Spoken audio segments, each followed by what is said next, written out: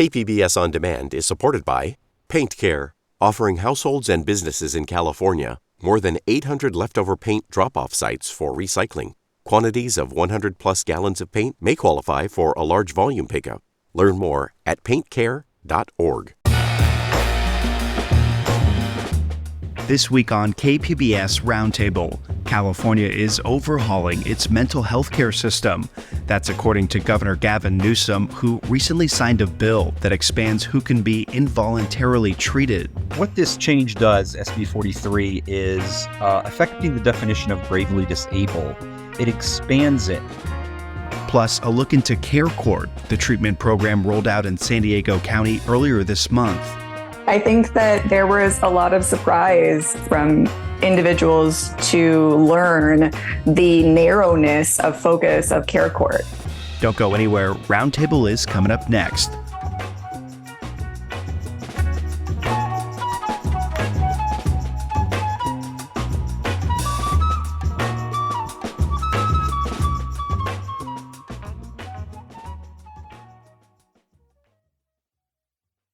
KPBS On Demand is supported by Paint Care, offering households and businesses in California more than 800 leftover paint drop-off sites for recycling. Quantities of 100-plus gallons of paint may qualify for a large volume pickup.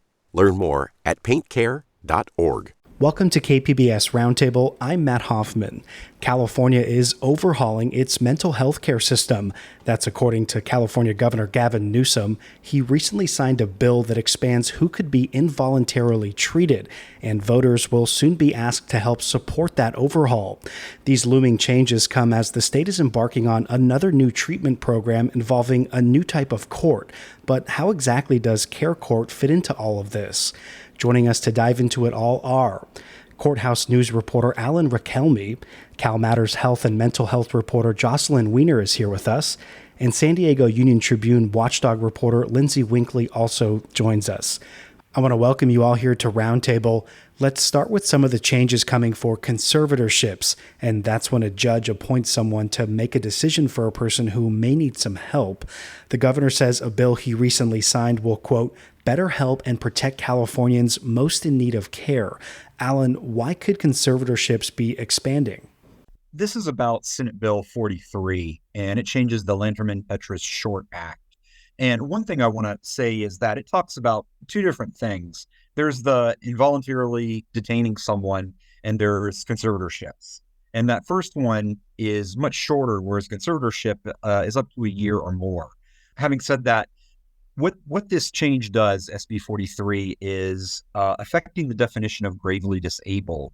It expands it to include the inability to provide for your personal safety or necessary medical care because of a substance use disorder or a mental health disorder, along with severe substance use abuse or chronic alcoholism. So what this does is more folks are now affected by this expanded definition, getting more people potentially in those 5150 or 72-hour holds, and ultimately potentially on that path to a conservatorship.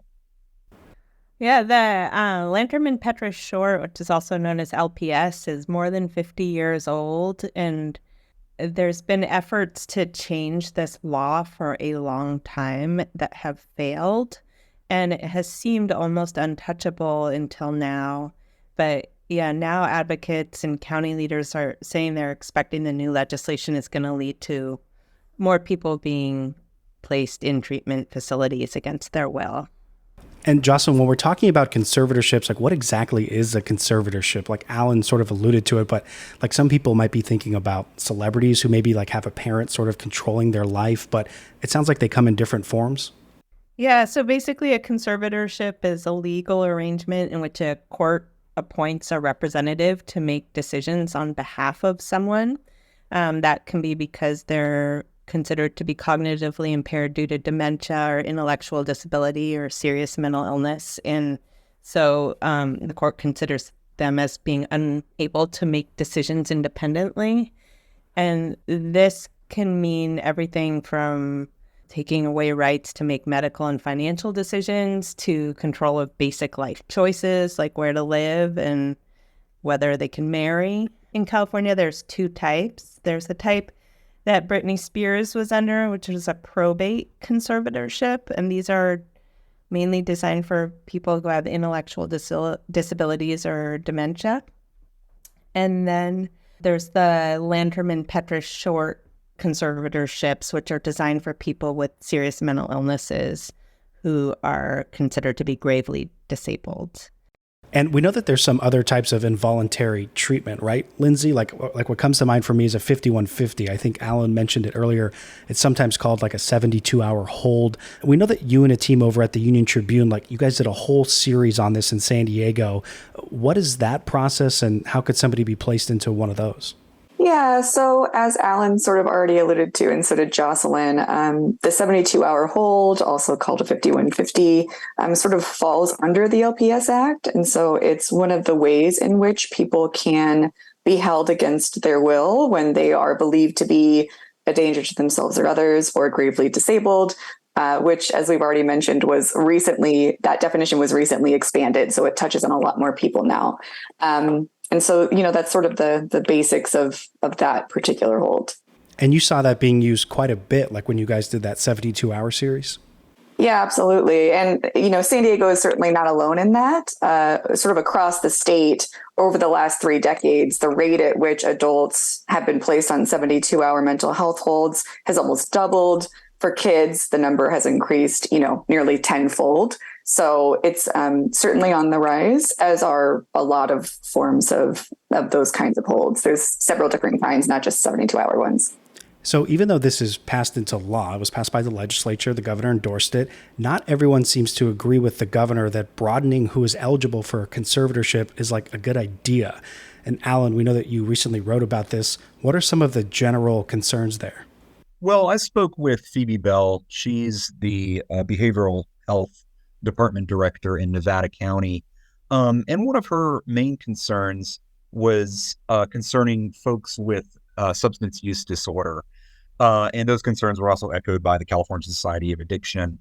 And really what it comes down to as this new law doesn't provide the bed space or the treatment providers for people under a conservatorship. One thing Bell specifically said was California has plenty of facilities for people who are willing to go to them, but they don't for those who are unwilling. And that was our main concern. And Jocelyn, we know that you actually dove into this in a recent piece talking about how this is a big change in sort of civil liberty protections for those who have mental illness. With worries about the state sort of moving backwards here, some people worried about that. Why are some thinking that this also is in a positive direction? So if you look back at the history of Lanterman-Petrus Short, it was seeking to end the inappropriate and often indefinite institutionalization of people with mental illnesses and developmental disabilities. If you look at that history, it felt at the time that it was pretty easy for family members to force people into mental health treatment, and they could be locked away for long stretches in state hospitals with really awful conditions. So I think a lot of people are afraid that we're heading back in that direction, as well as there's just a sense that involuntary treatment is often ineffective and can be very traumatic for people. And has the governor or even others said that this type of conservatorship expansion is like meant for one particular group of people? Like, I feel like oftentimes we hear about like unhoused residents with mental health concerns, but are officials saying that that's who this expansion is targeted to? Well, not exclusively, but certainly a lot of the conversation has been specifically around unhoused people with serious mental illnesses. Critics are pushing back and saying there's just generally too much conflation these days of serious mental illness and homelessness in the conversation around these topics. And yeah, that there aren't enough other services and housing available. And yeah, talking about that type of housing that could be available, we know that one vital piece to help solve this mental health crisis seems to be where people can go, housing or even like a hospital bed. And Lindsay, we know that talking about your guys' 72-hour series over there at the UT, that seemed to be like a reoccurring theme, this idea of where people can go to get help. What did you guys find there? So we sort of identified blockages at essentially every level. There were people who would stay for, significantly longer than you would expect in emergency rooms because there weren't psychiatric beds available.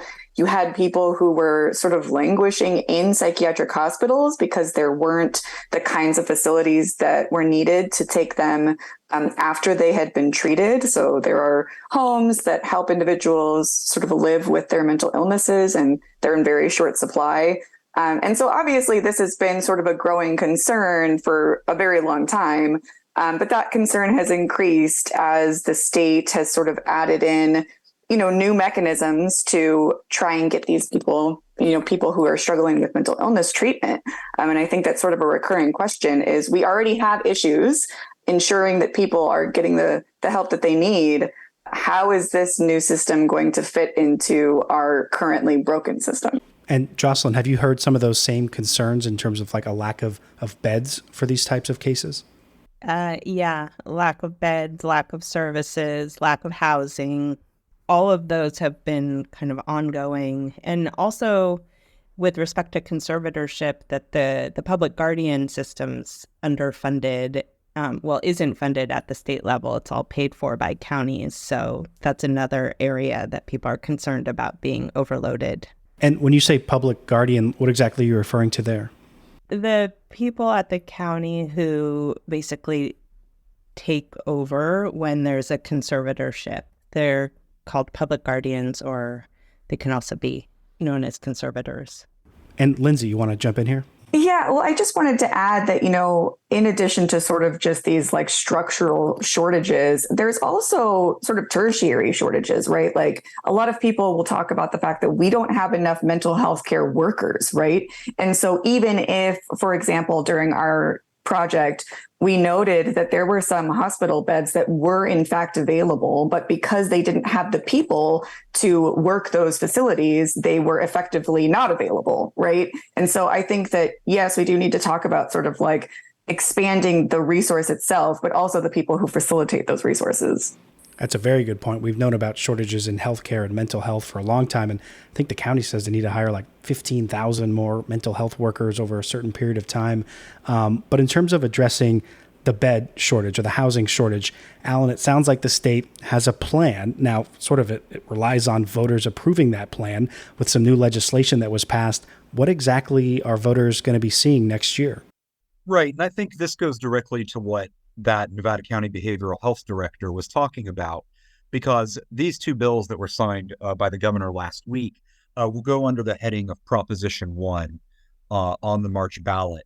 And one of them is essentially the Behavioral Health Infrastructure Bond Act of 2024. And if it passes, that's about $6.3 billion in bonds that is going to go to a wide array of different items. One thing that lawmakers played up last week was out of that $6.3 billion, you've got supportive housing for veterans experiencing or at risk of homelessness. You've almost got $1 billion for grants to develop supportive housing for anyone experiencing or at risk of homelessness, as well as other money for counties, cities, behavioral health treatment, residential settings. No, that's just one aspect of it. The other part of Prop 1 would essentially, I think the word they used is recast the Mental Health Services Act into the Behavioral Health Services Act. And that essentially would allow the state to kind of move the money into different pots, changes how certain funds are distributed. And again, that is Prop 1 on the March ballot. And we heard Lindsay here in San Diego talk about like a lack of treatment beds or even more supportive housing. So Jocelyn and anybody else, feel free to jump in here too. If voters don't approve funding for more of these types of beds, is this mental health, overhaul, as the governor calls it, at risk of not working like how they think it will? So as Alan mentioned, those two pieces are tied together under Proposition 1, the money for the new treatment beds, and then the overhaul of the Mental Health Services Act, now being called the Behavioral Health Services Act, which was the Prop 63 that was the 1% tax on millionaires. That being said, there are certainly other components of the governor's mental health vision, including Care Court, the Youth Behavioral Health Initiative, Medi-Cal reform that aren't contingent on this ballot measure. And we'll certainly get into Care Court in a minute, but also Jocelyn and Alan, curious of your thoughts here too. Some state officials just got an update on a law that was sort of recently passed, right? And that's like in terms of insurance covering more of these mental health concerns. But it sounds like it's not panning out exactly how, regulators intended. Do we know what's happening there? Yeah, you're talking about the SB 855, the Parity Act. There was just a hearing about it yesterday. And yeah, I mean, there have been longstanding criticisms of the role that commercial health plans play in making sure that people have access to providers and services when they need them. And SB 855 was supposed to address that. It's about 3 years old now, and there are still a lot of challenges. Certain parts of it sounds like are working as planned, and other parts, including the provider networks, are problematic, at least per this hearing yesterday. And that included a big fine to Kaiser, I believe, for maybe not meeting some of those. Alan, do you have anything to add to that? I don't know. What struck me about that hearing was the director of the Department of Managed Healthcare really took a lot of heat from prior speakers, and at one point, sitting before the committee, said, I'm happy to be in the hot seat as she's trying to explain, well, why aren't there regulations yet? Why are all these people complaining about it? And she did point to that $50 million Kaiser settlement, and she did talk about the public comment process and just the lengthy process of bringing these regulations to life, and did say that she wanted them in place by April 1st of this coming year. And Jocelyn, go ahead. Yeah, I just wanted to add, I think with the Kaiser settlement and with these criticisms of the Department of Managed Healthcare, there is a sense that these problems have existed for a long time. And so there's long-standing frustration with the department. They had, I think it was in 2013 that they fined Kaiser $4 million for failing to provide behavioral health services. And so there's a sense among mental health advocates, great that you're doing this fine, and also 10 years later, why are we still here? Just ahead on Roundtable, there's a new type of court meant for San Diegans living with untreated schizophrenia or other psychotic disorders. We'll have an update on its rollout less than 1 month in. Obviously, Care Court is very new. It's also a little confusing, is what we're hearing. That's coming up next, just after the break.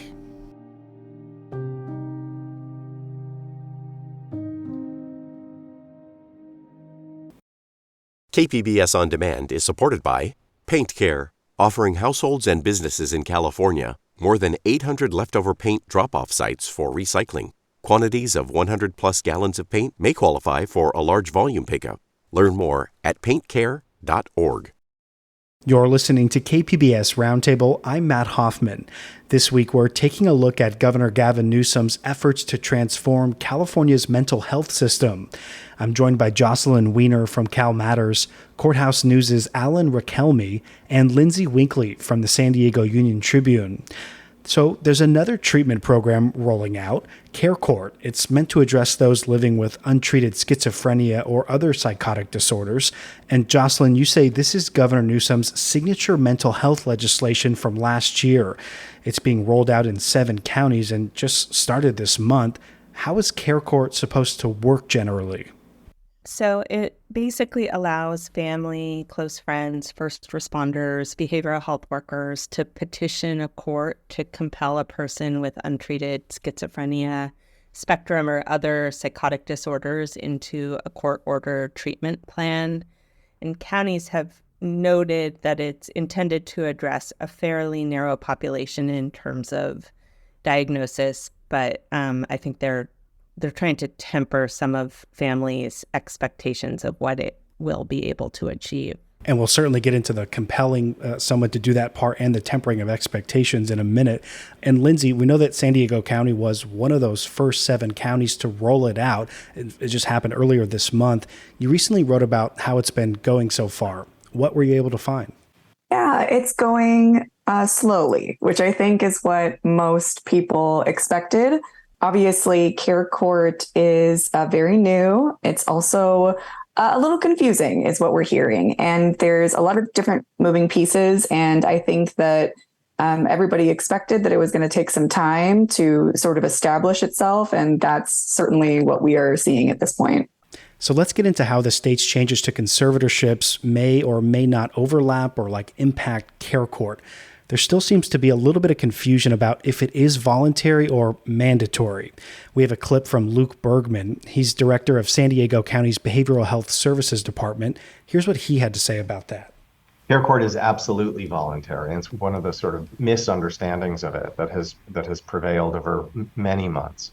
And in fact, concern about that engendered a great deal of activity and activism among disability rights activists in particular, who were concerned that the CARE Act program would establish an additional pathway to conservatorship. And we also have a clip from San Diego County Public Defender Richard Gates. Here's how he put it. I think all of the parties agree that Care Court is a separate, voluntary attempt to engage people at a time when a therapeutic alliance is necessary for the purposes of getting a better outcome for them. Whereas a conservatorship is usually considered to be almost the last possible attempt to protect a person from themselves. Okay, so let's kind of get into this here. Lindsay, we'll start with you first, and then Jocelyn. Are you guys also hearing that it's voluntary, or are you hearing something else? Well, I mean, I definitely think that depends on who you ask. We have certainly heard from many county officials that Care Court is completely voluntary, but there are certainly advocates who argue that Care Court is the opposite of voluntary. They'll note that this isn't a process that a person kickstarts for themselves. This is something that is placed upon them. And there are really real accountability measures baked into this legislation. There are 2 paths in Care Court. There is a care agreement, which is sort of a lesser treatment plan. And then there is a care plan, which is a court-ordered treatment plan. And should you engage in the care plan process and fail to fulfill sort of the treatment that you all agreed to do so, you can certainly find yourself being considered that can be considered at a future hearing under the LPS Act. But is that like putting somebody into a conservatorship, or you're still talking about in the framework of the Care Court? Well, so that's the argument. The argument is that any sort of LPS Act that occurs after the Care Court process is completely separate, right? So that is what a lot of people, especially across the county, are saying. However, if you do not adhere to your care plan, if you go to the state's website and you read into the accountability that is baked into Care Court, it is very specific about how participants' failure to complete a care plan will be considered in any subsequent hearings under the LPS Act that occur within 6 months of the termination of that care plan. And so I think that the concern here is that, sure, you could argue that that is a separate process, but they're inextricably linked to a lot of people when you read the legislation. And Jocelyn, what's your take here? I know you use the word compel when it comes to Care Court. Voluntary or not voluntary? It seems a little bit like a gray area to me, where it is being said that it is voluntary, but there's a judge involved who's telling you what you need to do. And there is the possibility for some people that it could be at some point a pathway into conservatorship.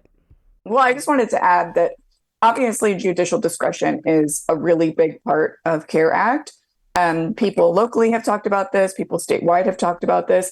And so one of the arguments that we heard locally is that if a judge chooses not to pursue those particular accountability measures, it may very well remain voluntary and stay voluntary. But I think what a lot of people are asking for is acknowledgement that it is something that exists. There is this path that is created by this legislation. Whether or not a judicial individual decides to pursue that is, obviously going to be up to the individual counties. So it sounds like you're saying it's something that could happen, even though we've heard from county officials, they say, no, like that's not the plan. When we spoke with San Diego County leaders around the time that Care Court started up, it was like at the end of September, there seemed to be some tempering of expectations of what it would do. Somebody alluded to this earlier. I think it was Jocelyn. Here's the county's Behavioral Health Services Director, Luke Bergman, again. It's left people with the sense generally that it's going to do an enormous amount, that it is going to maybe even fundamentally transform behavioral health care in California counties. And I want to be very clear that that is not what it's designed to do. It is designed to do a very specific thing instead, which is create court orders for care plans for people with schizophrenia spectrum disorders specifically, in addition to a few other psychotic disorders. So, Jocelyn, expectations have to come from somewhere, right? Like in the lead up to this. I mean, do you think that officials were overblowing this? Well, county officials certainly have been trying to temper expectations. State officials, I don't know, maybe it's too soon to tell, but I definitely would say that the county officials were trying to walk back some of the pronouncements that were coming from the state. And Lindsay, why do you think that is? I mean, I remember even San Diego Mayor Todd Gloria talking about this like in the months leading up to it. Do you get the sense that it was overhyped, for lack of a better word? Yes, frankly, I think that there was a lot of surprise from individuals to learn the narrowness of focus of Care Court. When we look at estimates as to how many people are going to be impacted by Care Court in just San Diego County, officials are expecting about 1,000 petitions and maybe 250 people to go through this system a year. And I think that when we first heard about Care Court, we were thinking that this was going to be a much more expansive initiative. And granted, it's important to acknowledge that the parameters of Care Court could always increase in the future. But currently, we aren't looking at a very large population of people. When we were sort of moving into our Care Court reporting process, we did hear from a lot of families who have family members with severe mental illnesses. And there was actually a lot of disappointment in that camp when they learned about the voluntary nature of Care Court, because there are some family members who feel that what their family member needs is not more involuntary treatment options, but more, or not more voluntary treatment options, but more involuntary treatment options. I have received so many emails over the last several weeks from people who feel that their loved one would not ever engage in a system willingly. And that's one of the reasons why they haven't been able to receive help. Now, granted, there are a lot of other people who completely disagree with that notion, that believe that we need to bolster a lot more of our resources, not just treatment, but housing and just general forms of care before we even consider creating additional tracks for involuntary treatment. But we've certainly heard from family members who were disappointed. And so it kind of sounds like everything we've been talking about is it remains to see what the impact or like how Care Court will fit into like the larger mental health care system yet? Yeah, absolutely. I think it's too early to say. And Jocelyn, we know that Care Court rolled out in 7 counties this initial phase, and then it's going to expand, right? Have you heard about, what's happening in other parts of the state? Just a little bit. I talked to some of the rural counties early on about it, but it was so early that there were very few people who had so far been part of it. I would say that in general, those counties have said that they're feeling prepared and they were feeling enthusiastic about leading the way on this. And we know that here in San Diego County, at least as of early October, they were still working to try to get more, I believe they called them board and care beds to, if somebody wants to go to Care Court and they need some type of treatment and they need some housing to secure that. But we want to get everybody's thoughts here. Oftentimes in discussions about mental health care, this issue often gets tied to homelessness. And I want to get your thoughts on what we get right and what we get wrong when conflating mental health and homelessness in California. And Lindsay, we can start with you. Sure. Well, I do think that it's really important to acknowledge that, yes, of course, there are some people who are homeless who are experiencing severe mental illness, but there are a lot of other people who are not homeless who are experiencing mental illness as well. And so I do think that, like Jocelyn said, and Alan also alluded to this, counties have been doing, have been trying to reframe, I think, people's understanding of sort of who this court is aimed at assisting. And so I'm sure that we will see individuals who are homeless moving through care court, but there is definitely a larger population here. It's certainly not just confined to that population of people. I think I remember Luke Bergman saying that it's not a prerequisite, someone doesn't have to be homeless to qualify. But Jocelyn, what are some of your thoughts here? I think we need to keep front and center that the big causes of homelessness are lack of housing and lack of income. And I think we need to hold on to that lens as we try to make sense of why things are the way they are today. And I do worry that recently a lot of conversations about people who are homeless and mentally ill end up painting them as kind of caricatures, as people who are other, and as people who we don't want to see on the streets anymore because we don't want to see them there. And Alan, do you have any thoughts here? Well, one thing that really strikes me, and this is just concerning some folks having a potential misconception about homeless people. I know from personal experience in Nevada County, there are many who just believe that unhoused folks are just coming in from other places. And when they do these point in time counts, what they find over and over again is that a vast majority of people who are homeless either are from that county or they have family there. And I would just hope that facts such as that are just thought about and realized and recognized. So we've definitely covered a lot here. And before we go, we want to get some final thoughts for everyone. What are you going to be watching for in the weeks and months ahead? We know voters still have to weigh on helping fund some of this mental health reform. And Lindsay, we can start with you. Yeah, well, I did want to say that I do think that it's important to acknowledge that, when you talk to county leaders about things like care court and some of these mental health initiatives, a lot of people talk really passionately about the importance of being a lot better at providing the sort of the holistic treatment that a lot of people who are living with severe mental illness need. And I think that is completely true. Whether or not you decide that care court or any of these other initiatives is the path there, I do think that sort of as a community, we need to acknowledge that we are not very good at providing services to the people who need it in a way that is accessible and transforming. And so, I think that sort of that need is at the core of a lot of what we're trying to figure out here. And it's an important thing to think on. And Jocelyn, what are you going to be watching for? I think there's obviously so much suffering right now in our state. And it will be interesting to see, for example, there's this huge crisis in mental health among young people right now. And how does that get balanced along with this focus on adults with serious mental illness?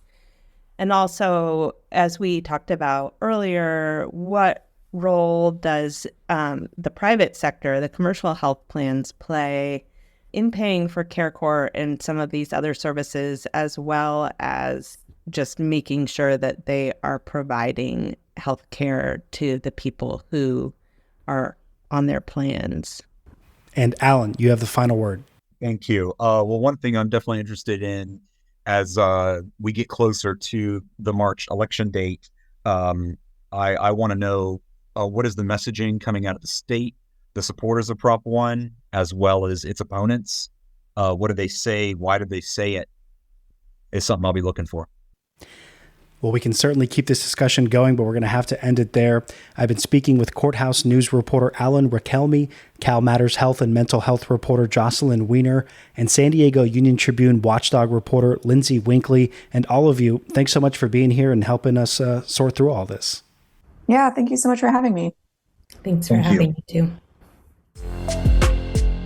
When Roundtable returns, it's time for The Roundup, where we take a look at some other stories with producer Andrew Bracken. That's just ahead on KPBS Roundtable.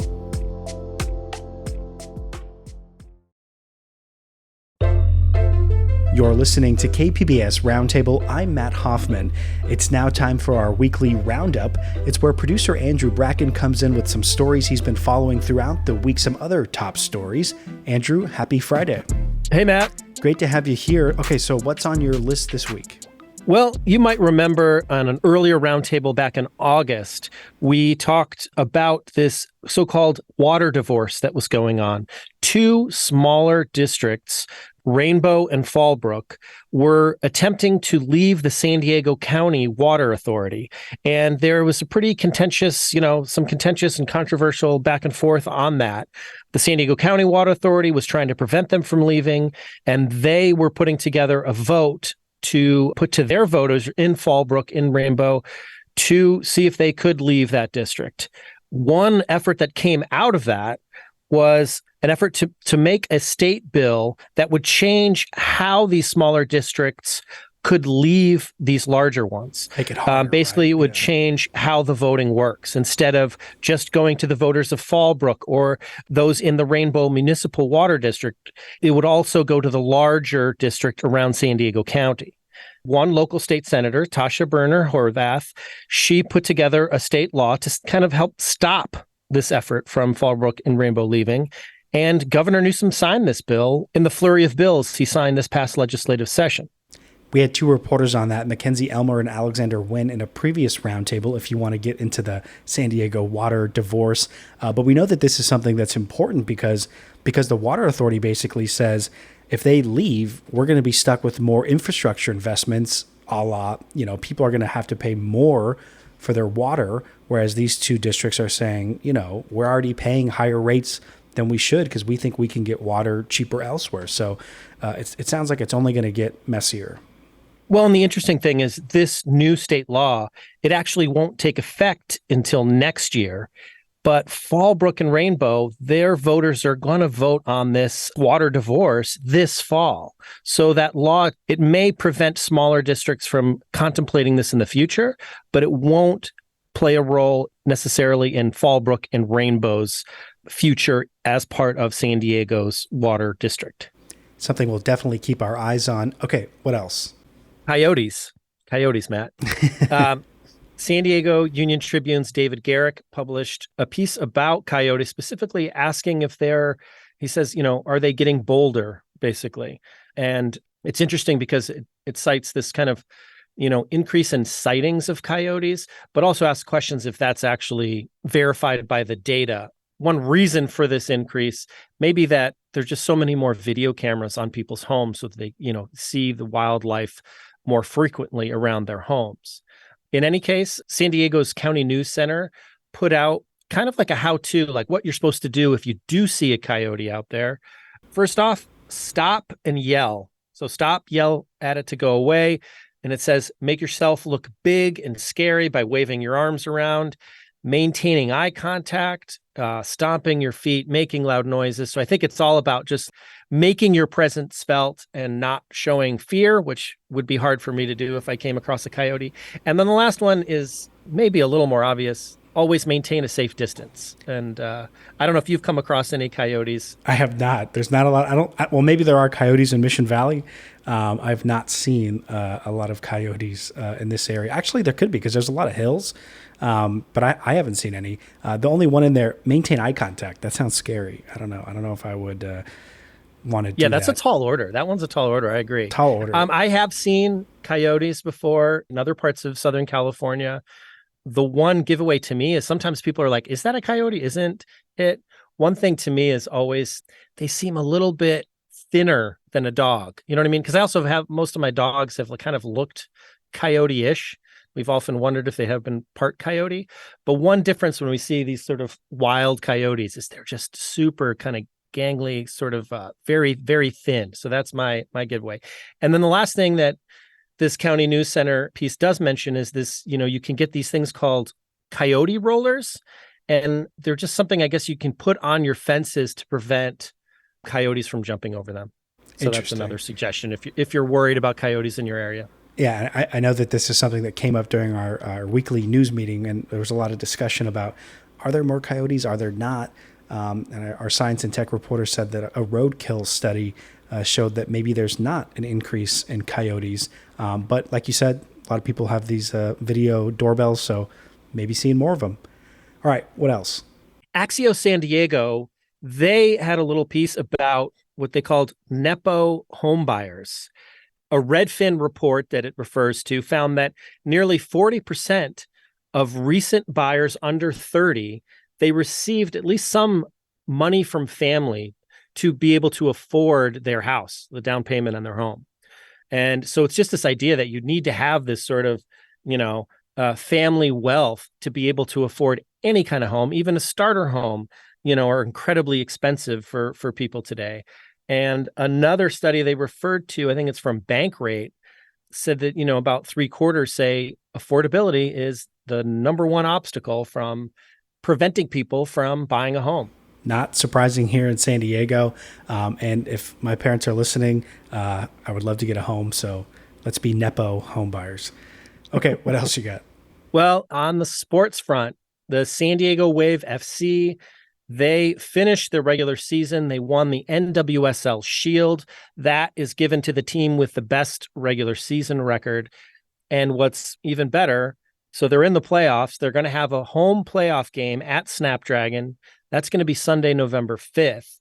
They actually have a bye this week. But next Sunday, they'll be playing a home playoff game.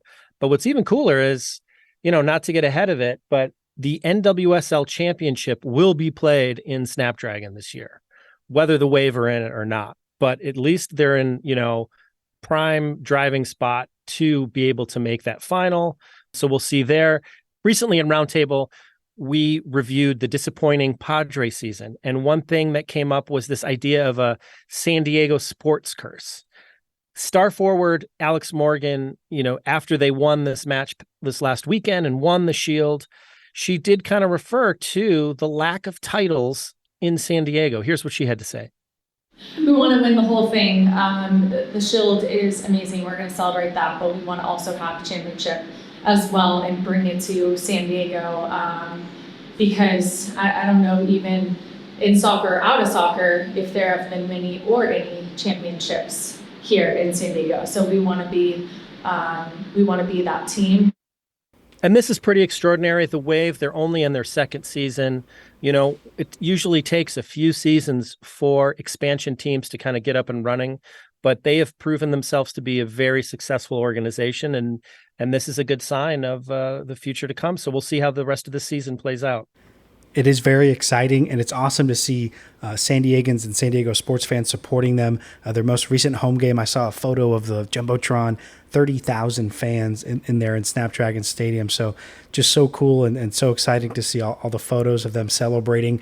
But I got to say, Andrew, San Diego soccer's 16-time indoor soccer champion. So we do have some championship winning teams here in San Diego. A la the Padres have not done it. We saw the Aztecs men's basketball team get close, but it's not all bad. And there's even more soccer news this weekend. The San Diego Loyal, in what will be their final season and could be their last match, they too have a playoff game this Sunday that's at 7 p.m. at USD's Torero Stadium. Like I said, they're shutting down the end of the season. So I think this could be the last match and the last time you could see this team. So that's, there's a lot of soccer going on right now. But regardless, like I said, the NWSL Championship will be played in Snapdragon, and hopefully the Wave will be there.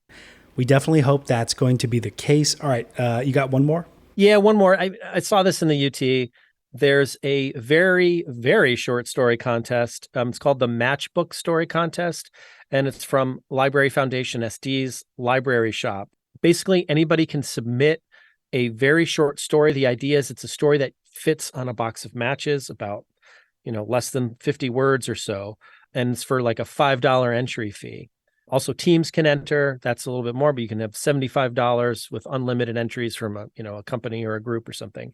And the deadline for that is November 5th. And I just thought, I don't know, I have kids, and the kids are always creating stuff and doing these cool art projects. It's not often that, we get a contest or an art contest where we can do it. It doesn't come up all the time in our everyday lives. So I thought it was cool. And I wanted to read last year's contest winner. It's Cindy Chen. And here was her matchbook story. While we sat there, they came. They watched her with blank, warm eyes and lifted her away. We still talk about her, the girl who was taken by a murder, and wonder if the crows will ever strike again. So that's what won last year. You don't need to copy it, but just to give you an idea of what it is, I just think it's kind of a cool thing. Like, I don't know, Matt, maybe me and you can, come up with a story and get an entry in there. Maybe. Yeah, no, that sounds like a high bar. It's almost like a mix of like poetry with a creative writing. So it does sound interesting. And we know we can write short, right? We have to fill short times for our stories here on KPBS. So maybe we could do it. Well, good luck, Matt. We'll see. You're the winner next year. Maybe we'll go against each other in the entry. Andrew Bracken, thanks for being here on the Roundup. Thank you, Matt.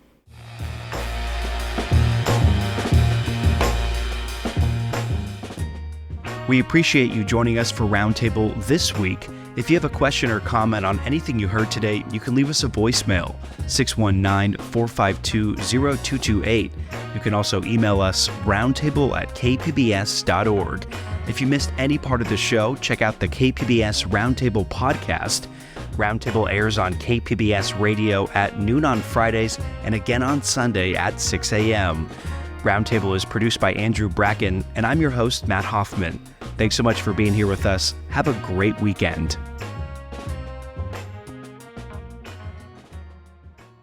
KPBS On Demand is supported by Paint Care, offering households and businesses in California more than 800 leftover paint drop-off sites for recycling. Quantities of 100-plus gallons of paint may qualify for a large volume pickup. Learn more at paintcare.org.